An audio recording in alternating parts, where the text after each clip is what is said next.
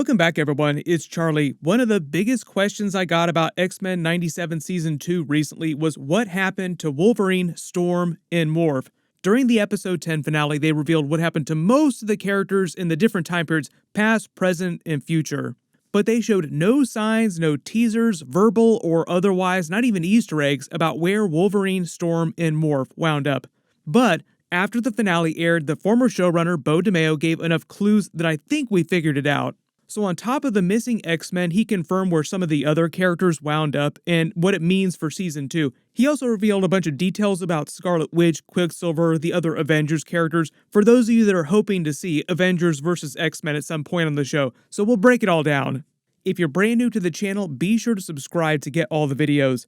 Based on where they were at in the production of Season 2 earlier this year, it seemed like they were on track to get Season 2 episodes out next year by 2025 at some point. Please, Marvel, do not sit on it. Don't make us wait 2 years for more episodes. Don't do us dirty like that.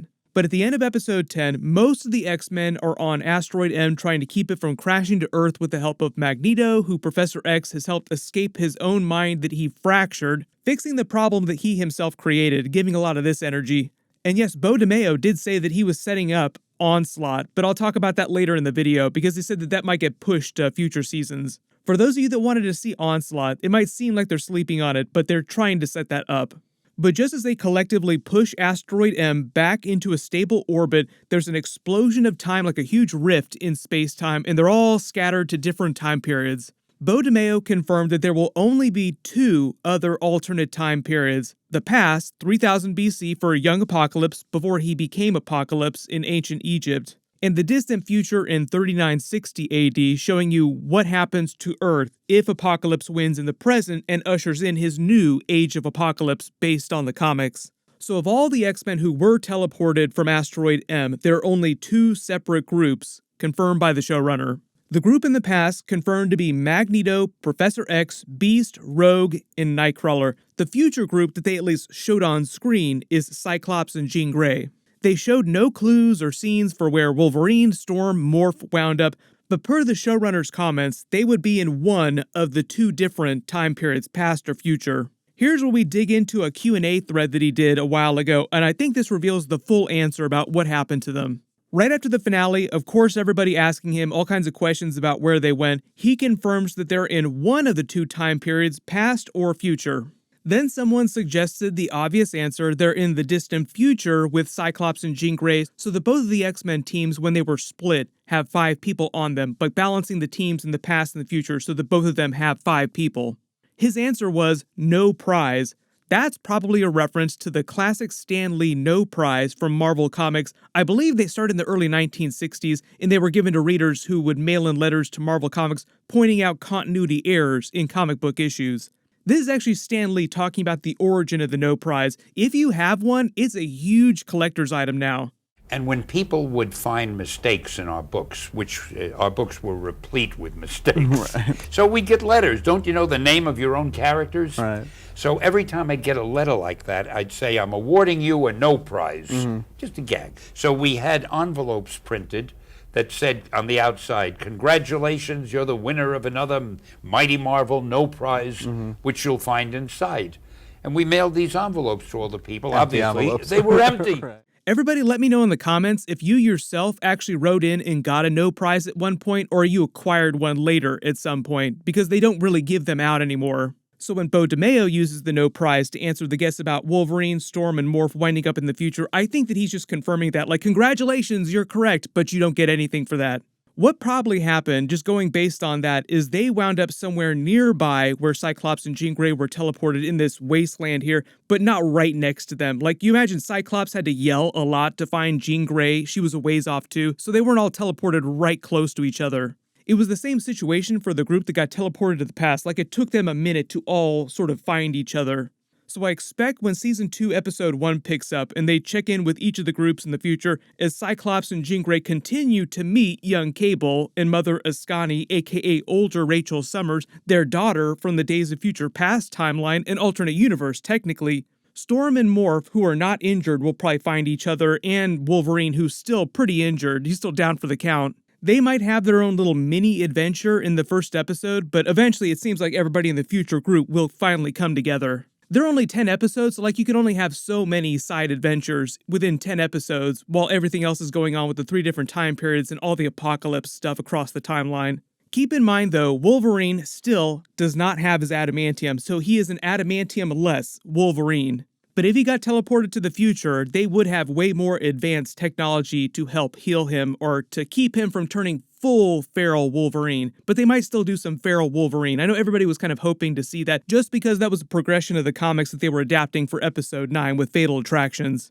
Keep in mind though that Wolverine eventually got his adamantium back in the comics, but it was Apocalypse who put it back in him when he turned Wolverine into one of his horsemen of the Apocalypse. It's still possible that Wolverine becomes one of the 4 horsemen, but it's less likely now that it seems like he wound up in the distant future. It'll probably wind up being Bishop in present day that will unite all 3 different teams across the timelines working with Forge. Because it was Forge in the future from that Days of Future Past timeline that created the time bands, the time travel technology in the first place.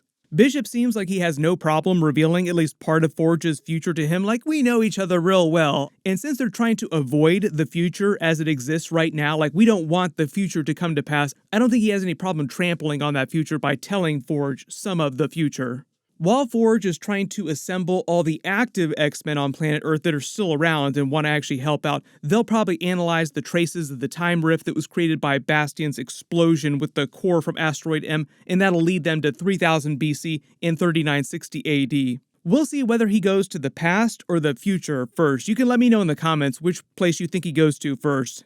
Part of the idea with Season 2, though, them doing the life of Apocalypse, is that the group in the past will probably inadvertently cause him to become Apocalypse. It'll wind up being a self-fulfilling prophecy, trying to avoid that future will only cause them to bring it to pass. There'll be no way around it, they can't stop him from becoming Apocalypse. There are a couple comic book stories where versions of Apocalypse cross over with each other, one good version of Apocalypse winds up having to deal with a past evil version of Apocalypse. It'd be crazy to see if one of these versions of Apocalypse from the past or the future also wind up traveling with them back to present day. You see multiple versions of Apocalypse trying to battle it out with each other. So we haven't gone full Loki series with many different branching realities, many different variants all at the same time yet.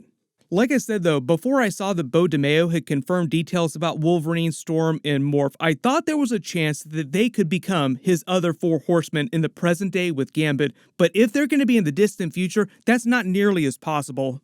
So in the present day, that probably means that the other 4 horsemen are totally different characters, and Gambit is one of the only WTF heel turns. When he comes back, he's brainwashed like he was in the comics to try and kill the X-Men. You have to imagine in present day, when he brings them back as a horseman, he starts using them to create a war between humans and mutants so that it starts boiling over. It becomes a really big thing before Rogue is able to come back to present day. So when she comes back, everything is crazy and you have Gambit running around as the Horseman of Death. That's kind of what he did during the Blood of Apocalypse storyline that it seems like they're adapting for this present-day storyline. That was the storyline where Gambit became his Horseman of Death, but he used the Horsemen to try and create a war between humans and mutants so that only the strongest mutants would survive into the future Age of Apocalypse he was creating. And it seems like that's what leads to this wasteland in the distant future. Here's the thing with that, old Rachel Summers, young Cable, in the comic they're basing this on, there was an alternate timeline that Marvel later retconned in the main 616 Cable's backstory. I think they're trying to simplify this so that it's all part of this main one timeline. Also notice that it's actually Gates McFadden from Star Trek, Dr. Beverly Crusher herself, voicing older Rachel Summers. You may call me Mother Ascani, leader of Clan Ascani. She's meant to be the daughter of Cyclops and Jean Grey from the original Days of Future Past timeline. That's the future that Cable, Bishop, Older Forge originally came from. But that was the year 2055. How did she wind up in the vastly distant future as an old woman where she's not supposed to be? Also, how did Cable wind up there if Bishop took him to 2055? This is also where I think they're changing some of the comics for Rachel Summers. Rachel Summers in the comics came from Days of Future Past, so when they averted that and the future was no longer this darkest timeline of Days of Future Past, she became an alternate universe character. During the earlier episode when Cable is telling them about the future that he originally came from, Bastion's future, you see Rachel Summers there with the collar on. That's meant to be sort of like an alternate version of that 2055 Days of Future Past timeline. So I think what they're saying on the show is that no matter what, like whatever the future winds up being, Cyclops and Jean Grey still have Rachel Summers. She's still born in that time period, like she's still this age around 2055. But at some point, she traveled to the vastly distant future, probably because she knew Cable's backstory and they were trying to cure the techno-organic virus, and she just waited for younger Cable to show up there so she could help raise him there. In early theory, what they might say is that back in episode 3 when they sent baby Cable to the future with Bishop, like back to the year 2055, but they probably didn't have advanced enough technology to cure the techno-organic virus and suggested that they take him to an even further distant future, which is this 3960 AD timeline, like the vastly distant future. So older Rachel Summers probably knew that Bishop was eventually going to do that and then just waited around for younger Cable to show up. So now, in the diner, when adult Cable mentions how he heard all these stories about the adventures of his parents from the people who raised him in the future, he's probably talking about the time-displaced Cyclops, Jean Grey, and Rachel Summers without knowing that it was them.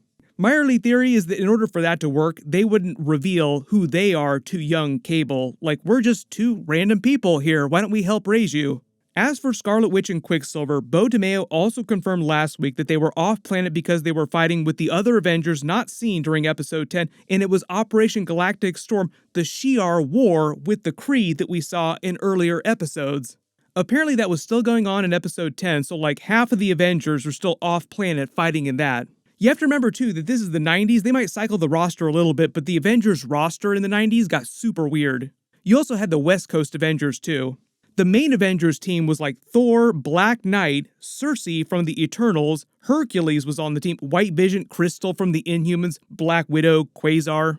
So any of those people are fair game to show up in future seasons of the show. The only characters Bo DeMeo said were really off limits to him were T'Challa Black Panther. He didn't totally explain that, like this is T'Chaka, because he said he was under NDA and couldn't really say much about why it wasn't T'Challa. My theory on that is that Marvel just doesn't want to do T'Challa Black Panther right now because they have the younger T'Challa that they'll eventually do, like they'll age him up and he'll become the new version of Black Panther, but it'll be T'Challa's son. And they probably just want to avoid doing any T'Challa, anything at all, anywhere, like even in the What If series with like alternate universe versions of T'Challa until that new version of T'Challa shows up.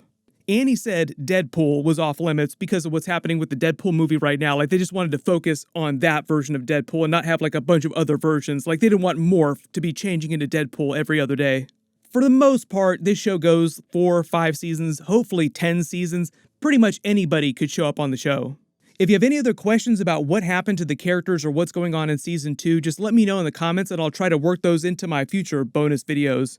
Everybody click here for my X-Men 97 Season 2 teaser video and Easter eggs, and click here for my Episode 10 finale video. Thank you so much for watching, and I'll see you guys in the next one.